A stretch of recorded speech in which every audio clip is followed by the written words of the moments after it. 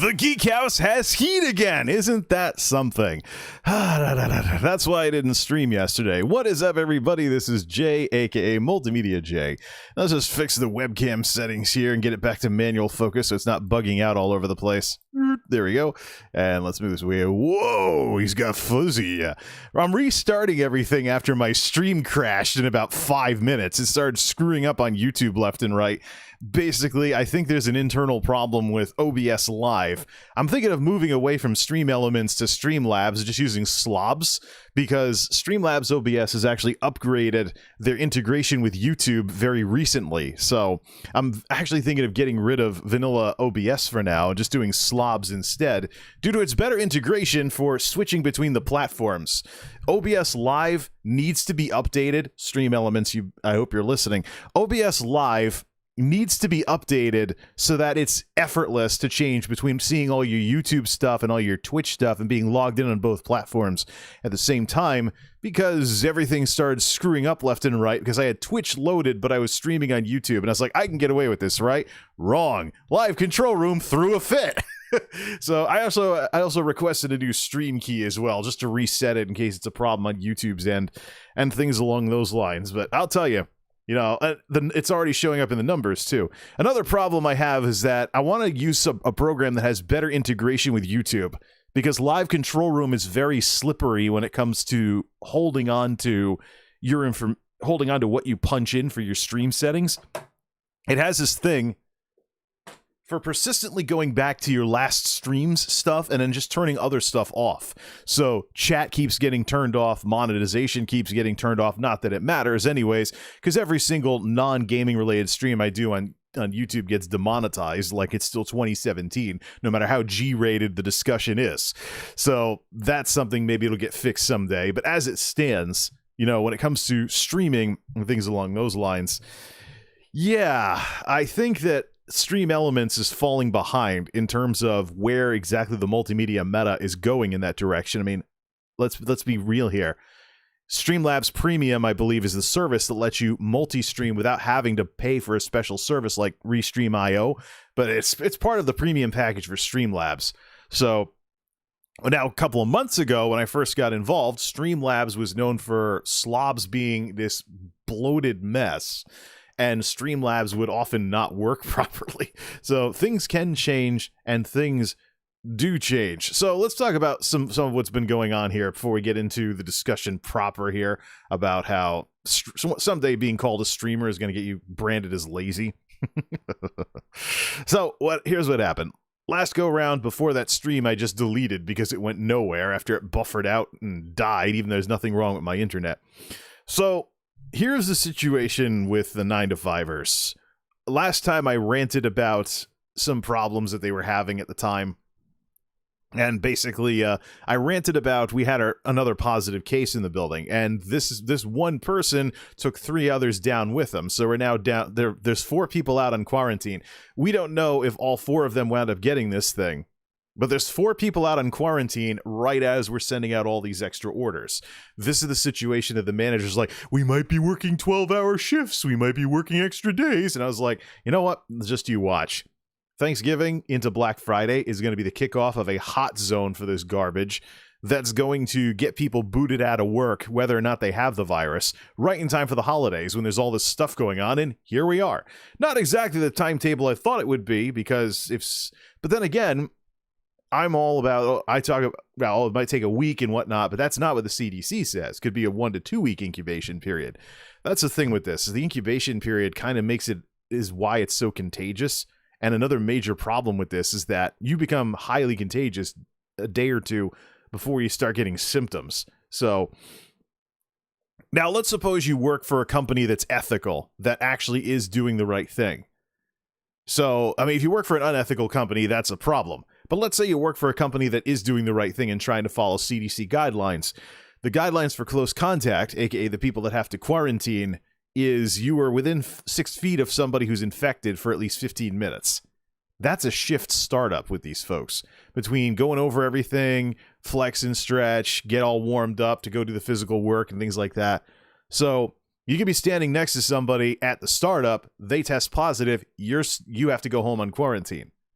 That's that's what a lot of people aren't thinking about. Even if you never get the virus and you test negative, you lose at least a week's pay getting not, or at least part of a lot of a week's pay, because you can claim unemployment in Connecticut, but that's going to knock you down substantially wage-wise until all our supplemental unemployment expired. So the bottom line is you're taking at least a financial hit. Your health is most important. But the reason to be paranoid about all of this is you're taking at least a financial hit if you get sent home on quarantine when everything's going on. So, and I don't think this is what a lot of folks are thinking about right now. The 9-to-5ers, though, I commend them. They have since gotten a lot more aggressive with things like plastic dividers. They've cut the seating at the tables down to 2 people per table. They even changed the tables out to do folding tables the long way. So these folks are jumping on this. It's just too bad it took losing 4 of our most veteran people on quarantine, hopefully just quarantine. One of them is positive, so, hopefully they have mild or moderate symptoms. They're not one of these wild things that you see in the news all the time. So, but in the case of the others, if they don't have this, they're at least out on quarantine for at least a week, if not 2 weeks, depending on whether they get a negative test or something. There's guidelines on all of that stuff. CDC.gov for all the guidelines that the ethical companies are going to follow in terms of you want to know how the game is played.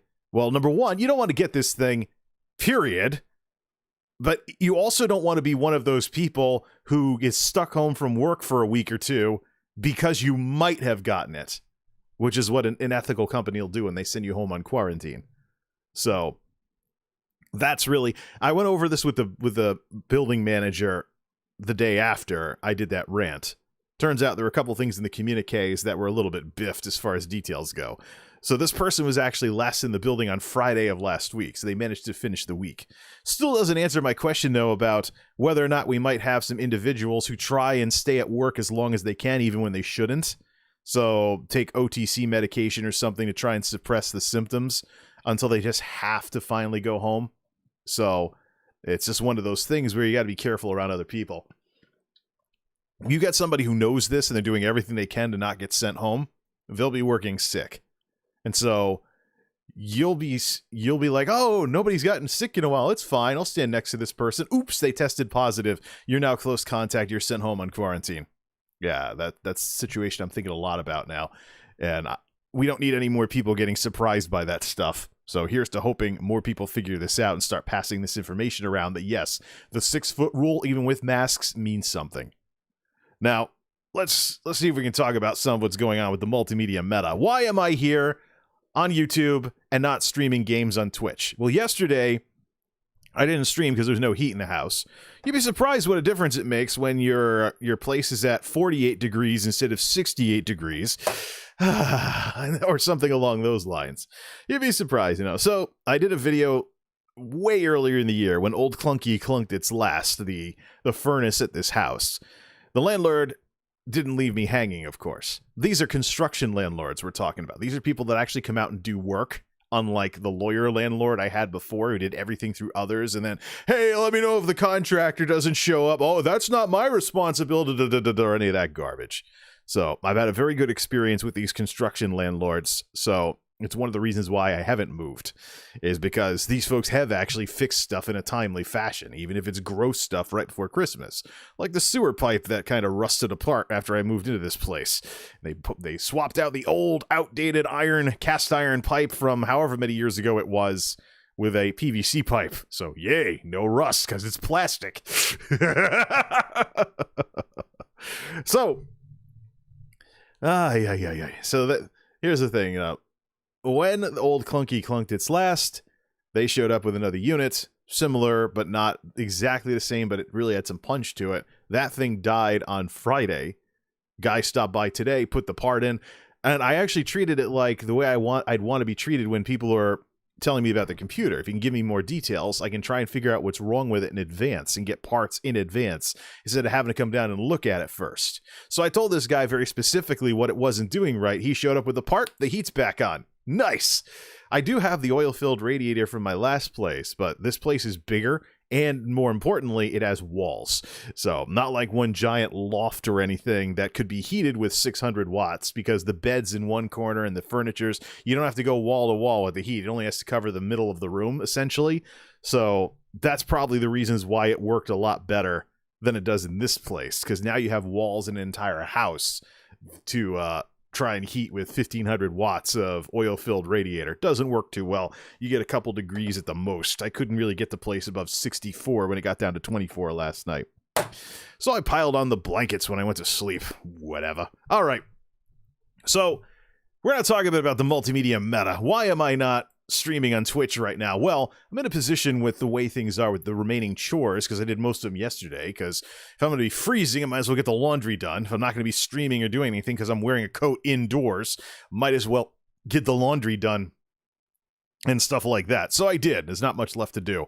And with the reopening status of the Walmarts and the supermarkets and stuff like that, I could theoretically do a little bit of streaming here on YouTube, then do some game streaming on Twitch with some underrepresented games for a couple hours each, and then still get everything done before everything closes in terms of whatever I have to get for groceries or all that other stuff or things like that. So definitely got some time and definitely can make up for some lost ground. All right, let's talk about some of the stuff. I mean, before I went live, I posted a blog entry, multimediajay.wordpress.com, taking a very in-depth look at Ashley Christ's latest video called Twitch Tubers Are Killing Your Twitch Growth. Assuming she doesn't change the title after the fact, which I've seen her do before. She's one of the folks who does that. I decided to take a very close look at this whole situation with Twitch Tubers. Now, I never thought of calling them Twitch Tubers, but I suppose that's really the term I should be using, because when people out themselves as Twitch streamers that are just using YouTube as a means to an end, literally everything changes.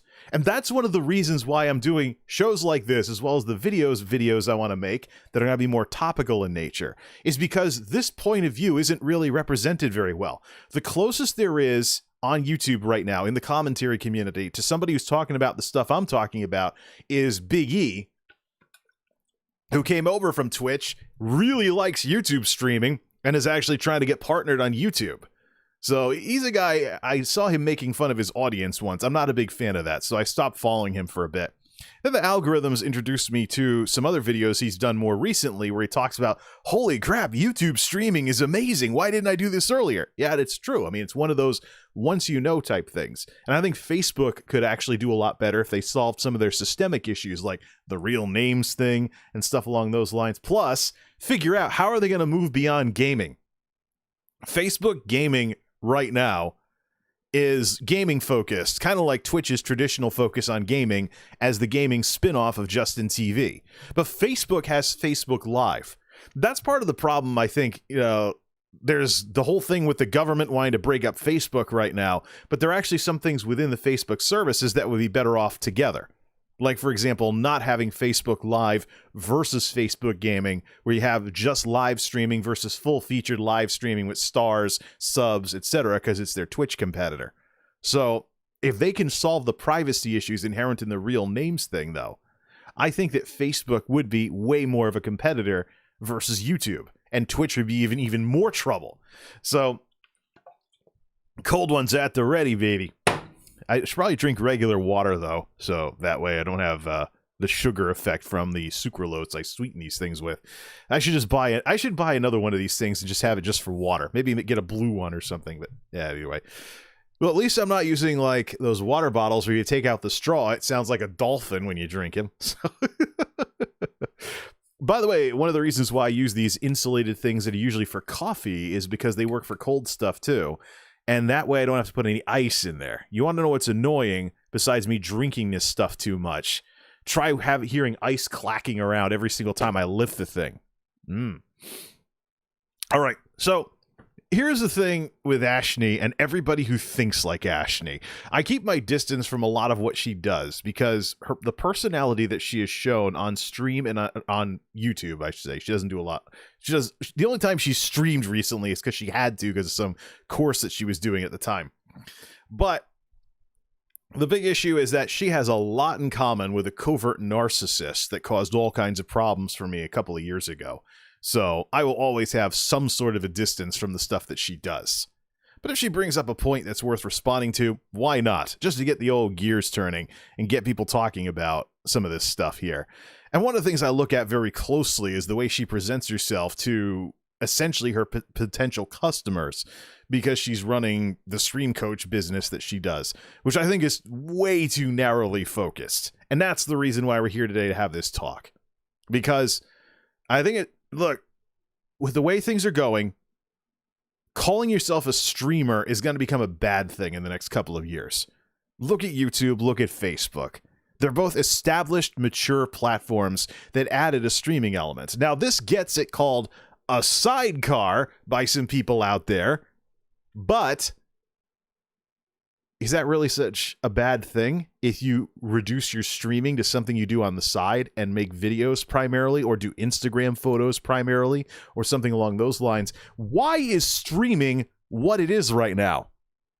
Essentially because Twitch grew because of YouTube's screw-ups with the adpocalypse, demonetization, Susan Wojcicki routinely sounding like she's out in left field somewhere, like nearly every other executive in charge of these services. Actually, no, all of them.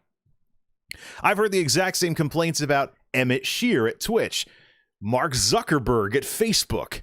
Now, basically, the opinion I keep hearing over and over again is, the CEO has no clue. There you go. But that doesn't mean that there aren't teams working on things like YouTube streaming and things like that to make them better.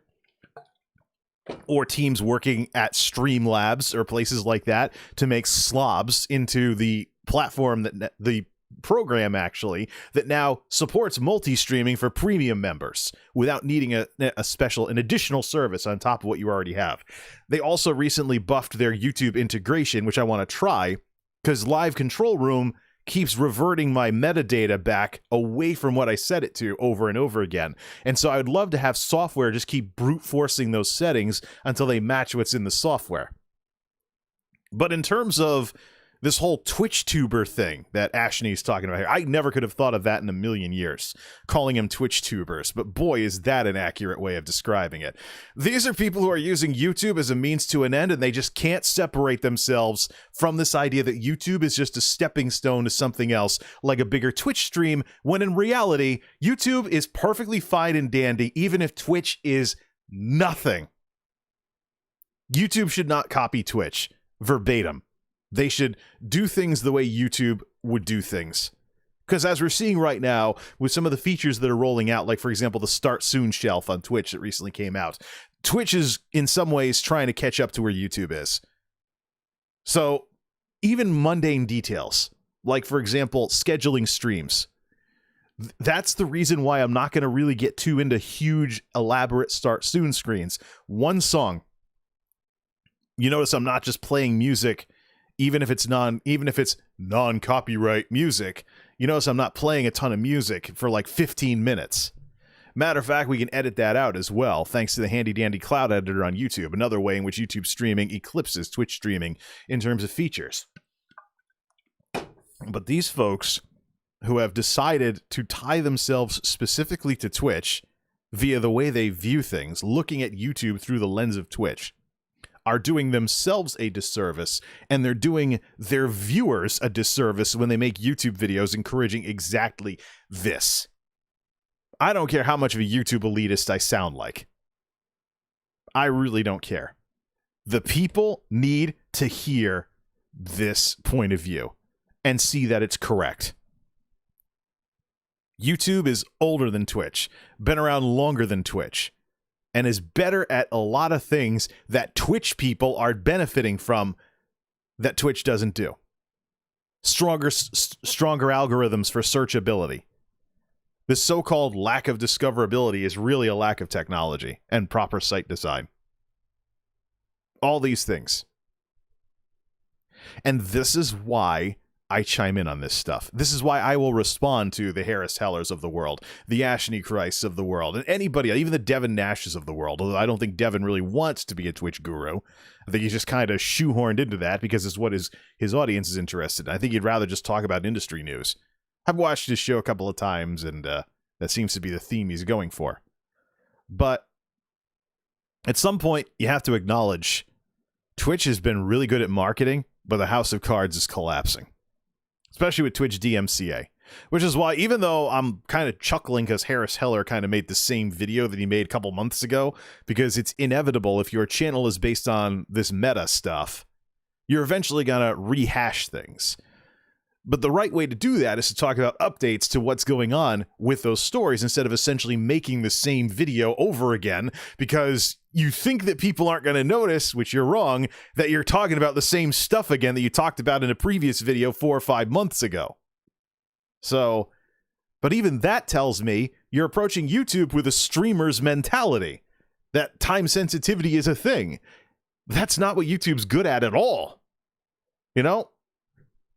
You look at, for example, some of the channels that are loading up my algorithm right now, like Alternate History Hub and Veritasium. Let's look at this. Alternate History Hub, Veritasium. Let's see who else is in here. All these graphic montage, the infographic show, all these graphic montage, Crash Course, all these History Matters, all these montage shows that do animations talking about nerdy stuff that someone like me would be interested in, such as history, things like that, old empires of years gone by, things like that. This is all stuff that could be released on DVD if they really wanted to. But that's the point. It's made to be evergreen. So I am seeing, let's look at some of these videos here. Excuse me, let's look at some of these videos. So, how police, I'm looking for something old. Let's see, what if the Great Lakes never existed? That's a year-old video. Algorithms are presenting that to me. Let's look at some of these really old things that are being presented because the algorithms think I'll be interested in them. My top Twitch clips of all time from Angels Kimmy, now known as Plushies, 7 months ago. This is actually off of Plushies' official YouTube channel. The worst breakup in history infographic show, year-old video. Nick Nimmin streamed 3 hours ago, and I'm being recommended the stream replay for his latest stream. All 3 hours and 11 minutes of it. 10-minute English and British history, the early Anglo-Saxons from History Matters, 3-year-old video. Crash Course, Charles V and the Holy Roman Empire, 6-year-old video. So we are talking about a range of content from something someone streamed 3 hours ago to something that came out years ago. That is algorithms. That is the power of YouTube's strengths with evergreen stuff. If any of these commentators wanted to break out of this streamer mentality, they would make stuff once that is topical and can get passed around by the algorithms for years.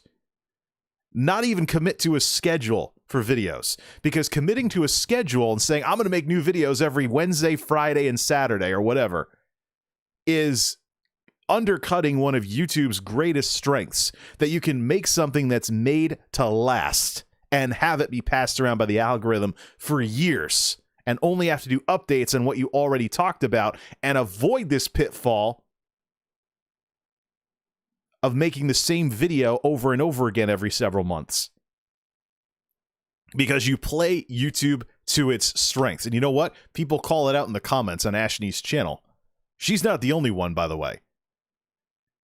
People are saying, oh, you're making the same video every couple of months. Yeah, well, that's what's going to happen if you take a live streaming mentality to an evergreen, strong platform like YouTube. So again, going back to that thing I was talking about earlier. Might have been in the stream that I deleted, but actually, no, it was the Twitch culture war. This idea of streamers versus YouTubers is not a fictitious thing that people made up just for drama. It is a thing, it is a problem, and it is something we need to have a conversation about. Specifically, because this will completely change how you view everything when it comes to YouTube. If you show up with too much of an emphasis on specific time-sensitive stuff, There are people out there that like this stuff. I can convert these stream replays into videos, maybe take off some of the fluff, or if there's technical problems, cut those out with a handy-dandy cloud editor here on YouTube. But I can do this kind of stuff, but it's not going to be the best stuff on my channel, even if I'm very good at making highlights. Why? Because streams are inherently limited. Streaming is inherently limited. And if you call yourself a streamer, that's going to become a bad thing in a couple of years. Tops. Why? Because you're telling the world that you're limiting yourself. You're telling the world that you want to be defined by a very limited live streaming content format that is inherently restricted in many areas. You can't edit, you could edit, but that's mostly by cutting things out. So you don't have the editing capability, you don't have the ability to script things, you don't have the ability to really make something. You're just winging it. And why would you have an emphasis on streaming? Because it's been popular the last couple of years.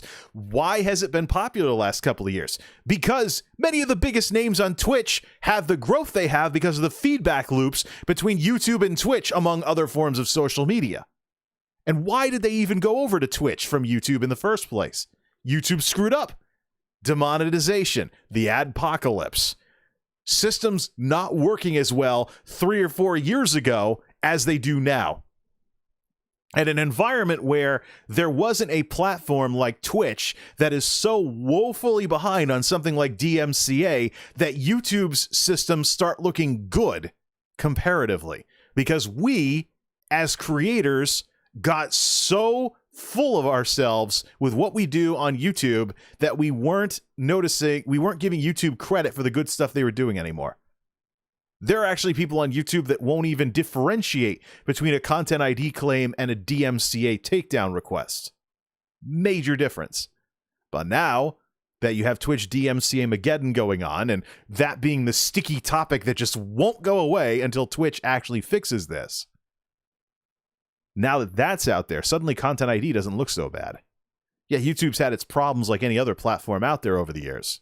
There's some really embarrassing problems, too, when it comes to copyright. There's problems everywhere you go. But comparatively, YouTube's investment is looking really good, especially with Cyberpunk 2077 and their little oopsie that the remove copyrighted music thing didn't actually do what it was supposed to do. And there was still some stuff slipping in there that could get people DMCA'd. Yep. Made the news. Check it on the old phone. Yep.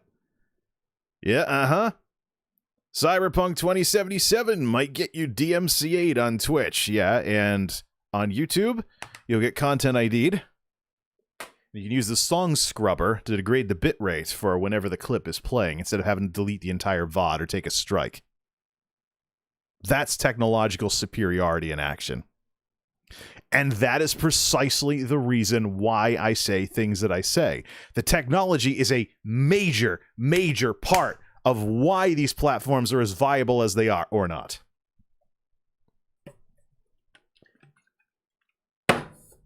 And to the people that think I walked away from technology to do all this streaming, you were wrong. Technology is probably the most concentrated coolness I bring to this whole discussion, because I am sick and tired of seeing these commentators gloss over the tech side of it over and over and over again. It's not that Twitch has highly inferior algorithms, highly inferior site design, and highly inferior technology to introduce you to a new audience if you're not out there putting your name out on all the other platforms that actually do this stuff. It's that Twitch has no discoverability. It's that your content sucks. The cannon gets pointed back on you when we can't know for certain that you were really the problem.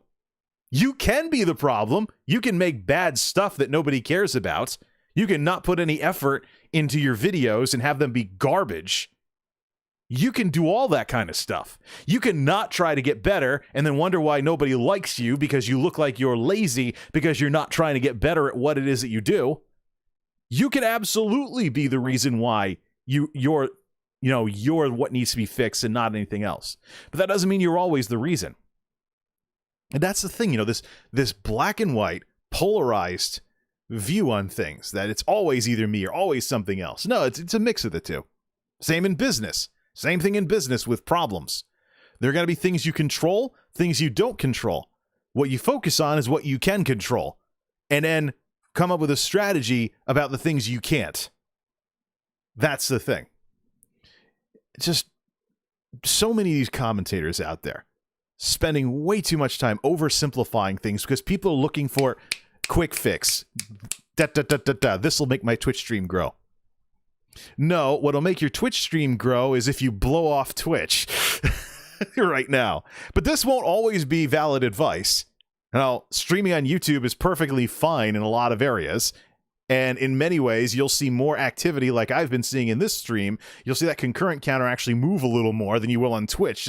Even just from the size of the platforms by themselves, the difference in the hits per day from a platform that was primarily enthusiast, focused on gaming, as opposed to general purpose, anything video can go on YouTube, that'll make a difference. Everything mixes together, and it makes a difference with this kind of stuff. So, anyways, big issue I have with Ashley is that she's just way too focused on streaming, and she's way too focused on Twitch. Nobody should be doing that. And that's one of the reasons why not only do I want to do streams where I'm talking about this stuff, I want to make these kinds of multimedia meta discussion videos taking this specific viewpoint, like the one I did about streaming on YouTube, which looked a lot worse than it needed to because I degraded the video trying to fix the audio. Whoops. But that's something I learned as well. Got to make some more of those. Responding specifically to some of these points people are saying. But yeah, do not look at YouTube through the lens of Twitch, because YouTube is perfectly fine on its own as a platform. The second that you start doing that, you undercut yourself. You're shooting yourself in the foot. You're sabotaging yourself. You're tripping over your own feet. And that's why I wrote the blog entry that I wrote, because the strength of the blog, multimediajay.wordpress.com, is reactions. There is no stronger way to react to content than to write a blog entry about it with a video embed. Because number one, the video embed gives traffic to the original creator, and it provides the context so people can watch the video and they can see for themselves what you're talking about without having to worry if you cut someone out of context or something with an editor. But the big thing here is put things in writing, get it right. You can do a lot better with reaction stuff in a blog than you ever can in a video. Plus, one of the problems you'll have is if you create too much content that is too based on what other people are doing, then you're not telling everybody what you yourself can do. So let's look at this blog entry. Here's some of the talking points and whatnot. Like, watching a YouTube video isn't going to teach you as much as streaming or making a video and learning from it, things like that. But yeah, this is the kind of stuff that you can do. This is the sort of stuff that you're able to do when you have a blog that doesn't work as well in a React video, because now you got to edit everything together and people start getting the idea that you can't do anything of your own. You always have to do stuff based on someone else. And that's the pitfall of the drama channels, by the way. People don't really know why they're good creators for anything that has to do with them. It's all because their channel is so insanely focused on everybody else that you start to wonder, can they even do anything of their own? And that's not something I want to do. I don't want people second guessing whether I can do stuff on my own here. So there's a couple of key points that I think are worth talking about with regards to this blog entry that I'm just going to repeat here. First off, let's talk about this idea of just being a content creator, and this is worth making its own video about. We'll definitely do that. Hope it doesn't get too redundant for some people. You're a content creator. So what?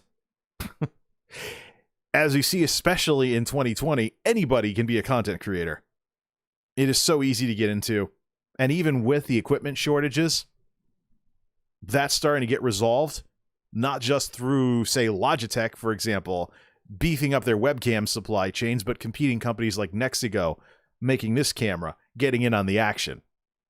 And I think this camera, despite its problems with autofocus constantly reactivating, even when I turn it off in OBS and it doesn't stay off, despite its problems, I still find this to be a lot better than the Logitech C920 that I started with. Slow shutter speed, it looks like a webcam, whereas this looks more like a YouTube video or a stream. This is more in line with what I'd like to see if I watch someone's video on YouTube than something that looks like a Zoom call or something.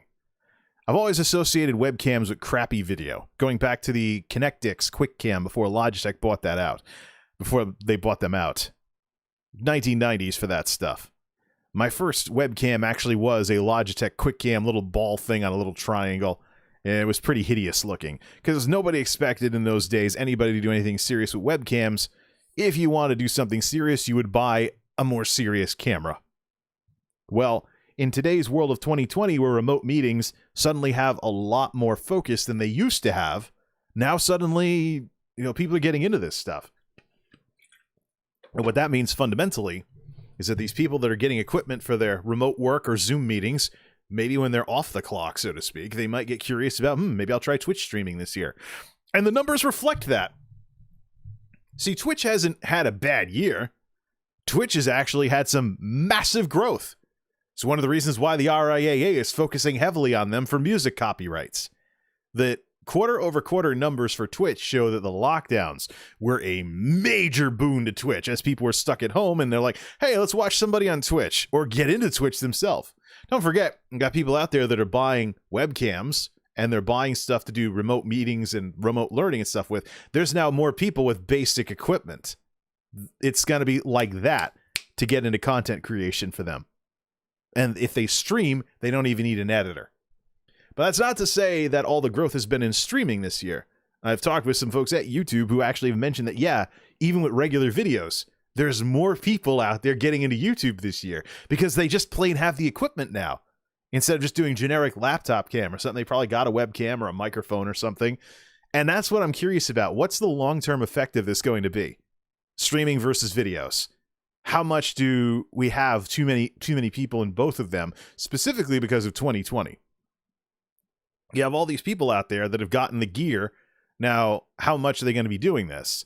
Or are we going to have a shakeout in like a year or two when people just leave this stuff en masse because they can't grow because there's too many people watching, or too many people making stuff and not enough people watching? One of the main points that I made in my blog entry responding to Ash's video here is, as a content creator, you should be a creator first and a consumer second. Nope. That's how you lose touch with your audience. That's how you lose touch with everything. You get too into what you're doing, you're not paying enough attention to what others are doing and what's going on in the world around you. It's why we have these YouTubers who are just stuck in their ways. They found something that worked in 2015 and they ran it into the ground. And then they go on Twitter and complain about YouTube's not letting me have views anymore because they're essentially making the exact same kind of YouTube videos, completely oblivious to the rise of live streaming and all this other stuff that's happened in the last couple of years. I've seen them complain on Twitter. YouTube, my views are horrible. I might have to get another job again. Yeah, well, your channel hasn't done anything all that different in the last 5 years, while streaming has taken off. And in some cases, with some certain genres of videos, like daily vloggers, all they are is an IRL streamer that isn't live. So now what has risen is the ability to do what they do, but better, because it's live. If you liked watching someone else's life, you may prefer to see it live over vlogs they upload 3 days a week. So the bottom line is things change, the world changes, and if you focus too much on one specific moment, like I was successful in 2015, like, oh, I used to get lots of views in 2015, or, I grew as a streamer in 2018, you're going to get pinholed to that one specific point when the fact is this is always changing, this is always evolving. So, and part of the reason for my low numbers is I have completely walked away from a format that I used to do exclusively on this channel, tinkering with computers all the time, which, could get back into it. There have been some signs in the numbers that some of the tech videos is starting to do better in terms of ad blockers. But at the same time, it was a mistake, and a pretty big one, to have an audience that got used to you only doing one thing, because now you want to do other things, and now it's a shock to the system. So, and to do all of this at a time when so many people are getting into this stuff, live and video, that the platforms can't keep up with it. Not even YouTube.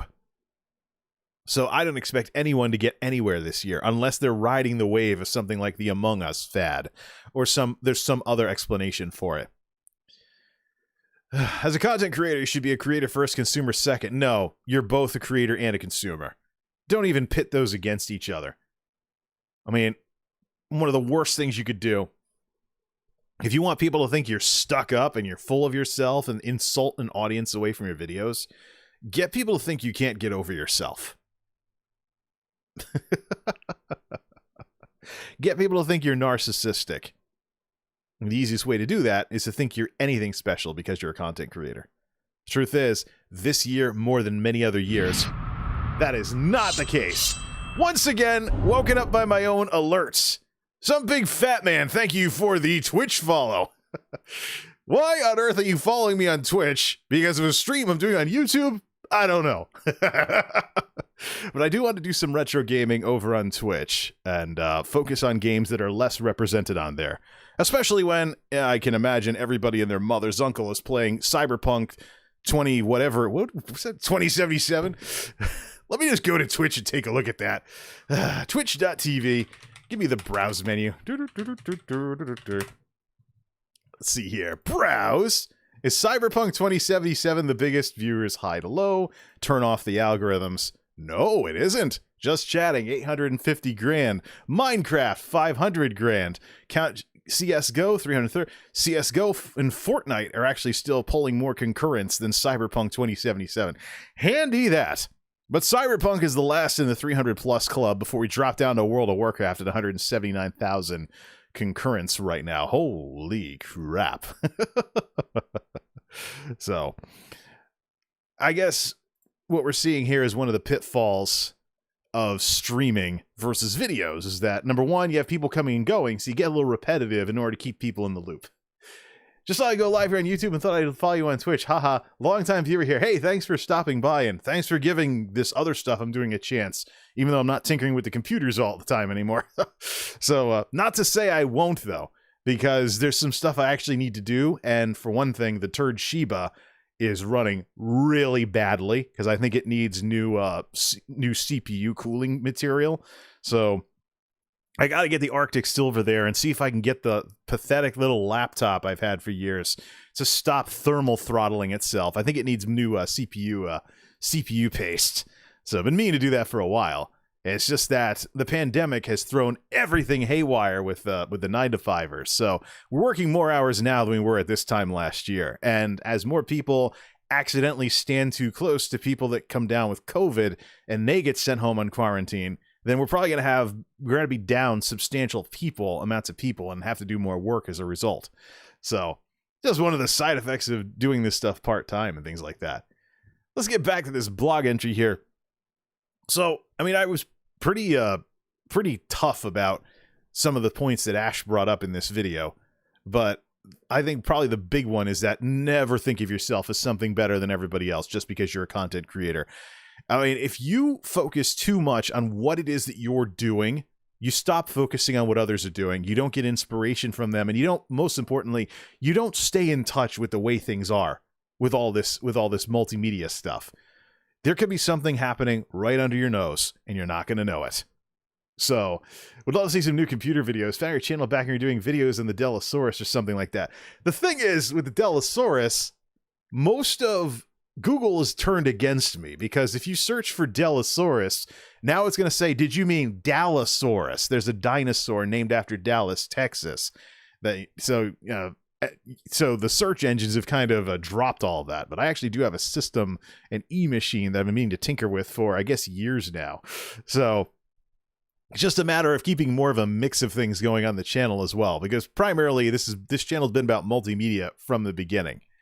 It's just that the computer tinkering turned into too much of a tangent when it's only supposed to be part of what it is that I'm doing here. Let's take a look at this. Let's take a look at this thing, because otherwise, what's the difference between what I do and Paul's Hardware or Draga 1 or something? Really, there's a Stradivarius metal song called "Find Your Own Voice," and I think that's really has a lot to do with what you really want to do with these kinds of things, like making videos or streaming. Find your own voice, find what you like doing, find what you'll stick with, and then have fun.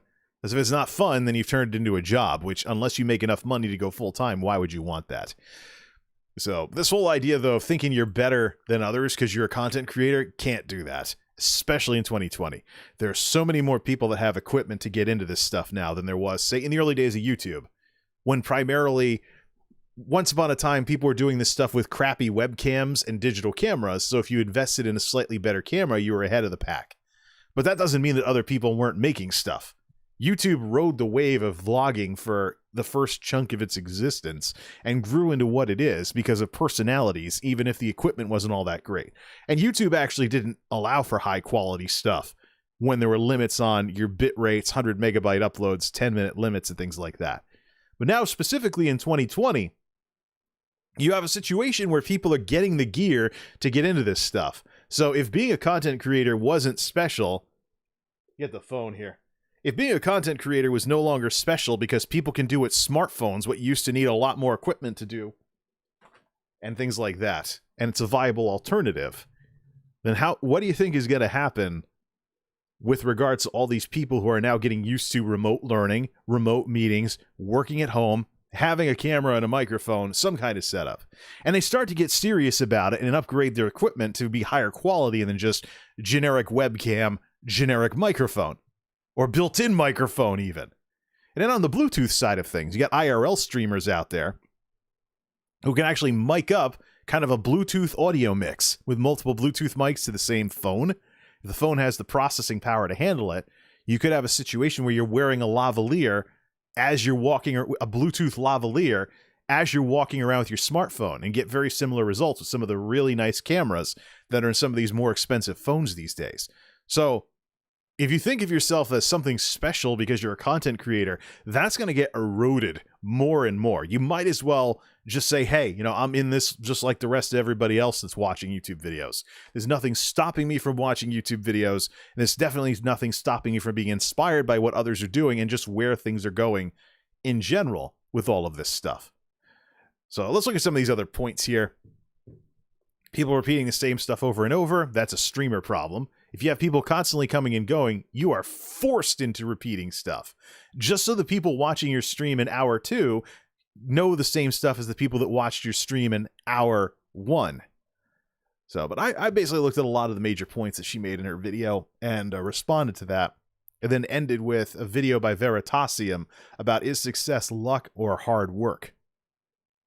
And there's a term I used at the end of the blog entry called incurvatus in se. That's a term that I learned from the reformers, like the Lutheran reformers and whatnot, who used a lot of Latin with regards to the German Reformation and stuff in the 1500s. Reading the stuff these folks are writing as there's this upheaval over religious ideas in Europe at the time. Incurvatus in se means turned in on yourself. And I think there's probably nothing worse you can do as a content creator than be too obsessed with yourself. Because in order for you to get views, in order for people to even like you and want to watch any of your stuff, you have to be interesting to someone else. It's not 100% what you're doing that matters. And that is the thing some of these people giving very narcissistic advice don't want to tell you. Because guess what happens? If you can't continue getting nowhere, you're not going to keep watching the videos and giving these people views and watch time. If the minute something's successful, then you don't go back. So I'm actually starting to think that some of these commentators are trying to cash in on what's happening in 2020 without talking about what's happening in 2020. The fact that there are going to be more people streaming, there's going to be more people making videos, there's going to be more people everywhere because more people are getting the gear to get into this stuff. So if you had a curiosity about streaming and you never had the gear to even get into it before, but now you had to get the gear because you're working at home or taking classes at home or something like that because of the pandemic and the lockdowns. Well, now you have the gear. Now you might as well try it out.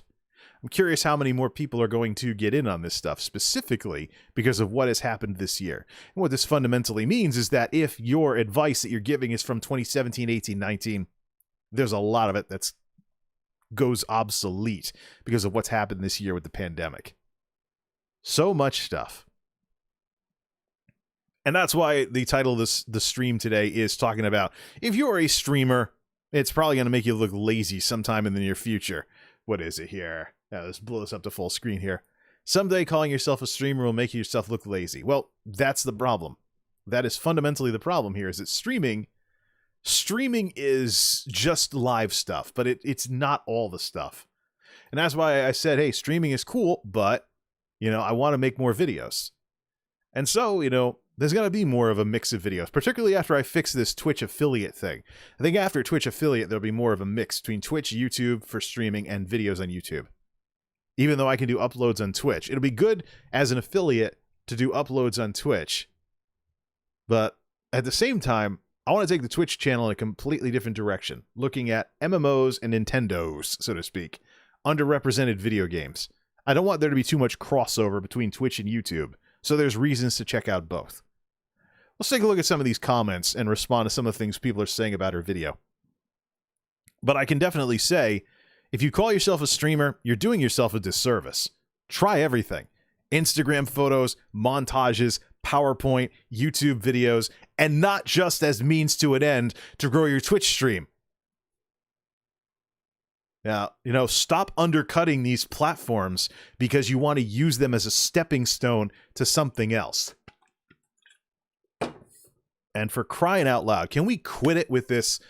All these people out there telling people to do exactly that? You're undercutting other people by them not taking YouTube seriously enough, because YouTube is just going to make their Twitch stream bigger. The pitfalls of this attitude. Let's see here. This video came out about 12. Let's do a refresh. First of all, let's mute the tab and refresh it. And yeah, there's the ad. And it won't play automatically because that good. I just want to check this stuff out. See if anybody's saying anything in the comments. 12 hours after I posted my first ever piece of streamer advice help content to my Twitter. Watching video after video after video. I feel so called out right now. Well, she did have a good point that there is no magic bullet to having people watch you if you're spending all your time watching videos. But this whole thing about being a creator first and a consumer second, no, you don't want to do that. It's going to get worse as well in the next couple of years, the more you do this kind of stuff. Be brave, be bad at the beginning. You always start out as a rookie, etc. Me watching this video, first thing you say is stop watching so many videos. Upside down smiley face. As someone who makes videos about Twitch with 20 average viewers, I'm not sure how to take this. Quirky Pixel is actually one of the commentators who's in the same boat. But I give her a lot of credit because even though her gaming streams are not really related to the meta videos that she makes on YouTube, she's streaming. She's out there doing stuff. Even in the midst of all these problems that can tear down your credibility because nobody can grow right now because too many people are trying to get in on this stuff for the first time. Too many people making stuff, not enough people watching stuff. When that fizzles out a bit, when that dies down and more people start watching stuff again, we'll start seeing this problem solve itself. But as it stands, everybody's like, well, let me get into this kind of stuff. Yeah, now there's too many people making stuff, not enough people watching. That problem will fix itself, though, as people get sick of not growing, and then they might cut back on things and spend more time watching, less time streaming, and find themselves getting better at what they do because they're actually open to what other people are doing and keeping an eye on others. See, you're definitely one of the reasons I said I'm not sure why we think the people who are the best coaches are also the best players. That's something that we better talk about. Obviously, Ash is not into sports. This coach versus player analogy. I hate to be the guy that rains on the parade yet again, but if you talk about being a coach versus being a player in sports, that often means you're either too old to play or you weren't very good at playing, but you're better at coaching than you are at playing. So it's not a good thing.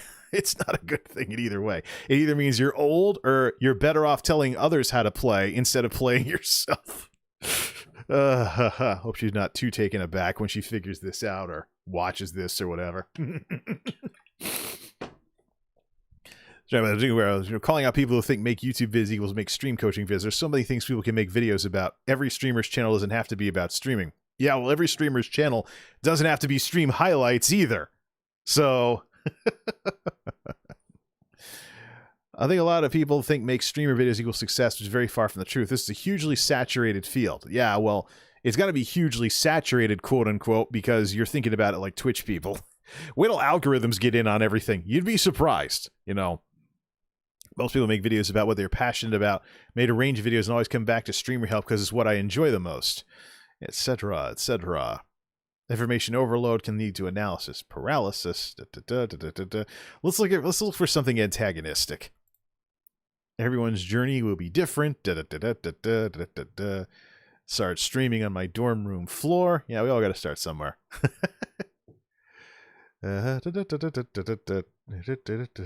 Seeing what these people are saying here.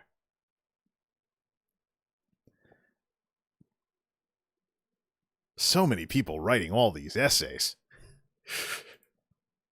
Oh yeah, here we go. Bada bing. Antagonistic response. You never do this. Boom. Content creator baggage. Thought so. Try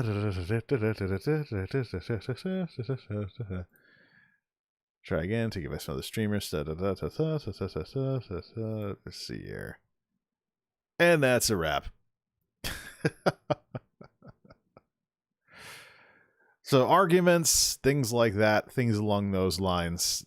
Too much defensive stuff, but fundamentally, the problem is Twitch. The problem is absolutely Twitch, because people don't look at the technology.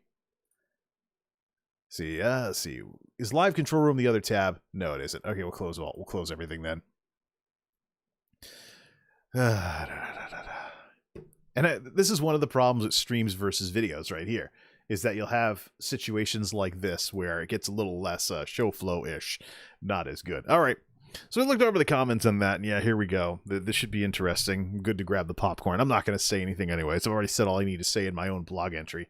I also want to do a blog entry about Harris Heller's latest video. But what a lot of these people aren't looking at here, what a lot of these people aren't realizing is that if your channel is just meta stuff, you're going to say the same stuff over and over again, or you're going to run out of videos to make.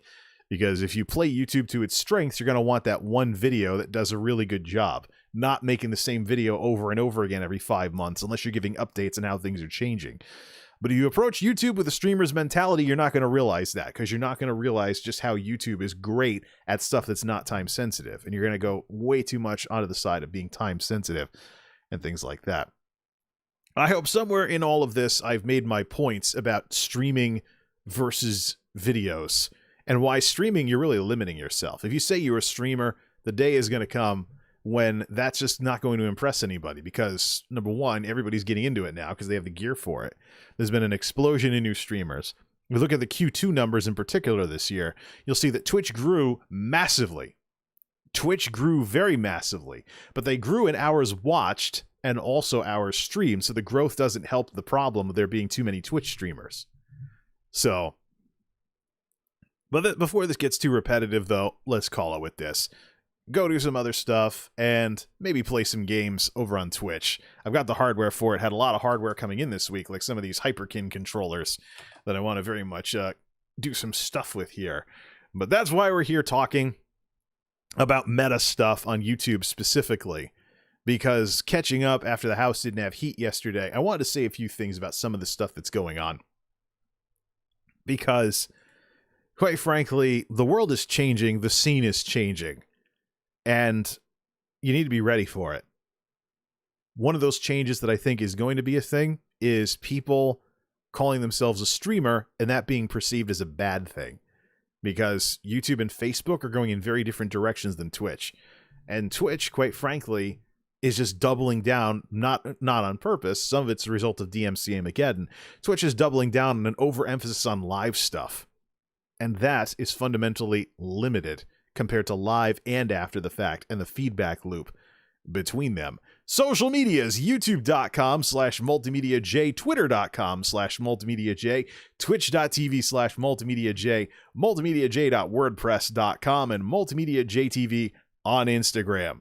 See what we're going to do for the rest of this Saturday night. I think I can get everything done before I call it a morning as a night shift guy. So, till next time, this is MultimediaJay signing off. Thanks for stopping by.